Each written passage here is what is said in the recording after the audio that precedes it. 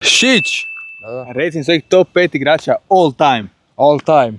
I obrojimo i golmane, juj. Sve brojimo. 5. mjesto... Ribéry. Dobro, okej. Zanimljiv odabir. Da. 4. mjesto... Njegov partner u kriminalu. Robben. Okej. 4. da. Dobro. Okej. 3. mjesto... Moj striker koji je otišao u ovaj shit klub. Robert Lewandowski. Robert Lewandowski. I sad ulazimo u top 2. Top 2, najbolji golman ikada.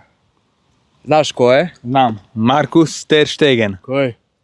Daj mi serije. Dobro, Manuel? onda Gigi Buffon. Daj mi serije. Manuel Neuer!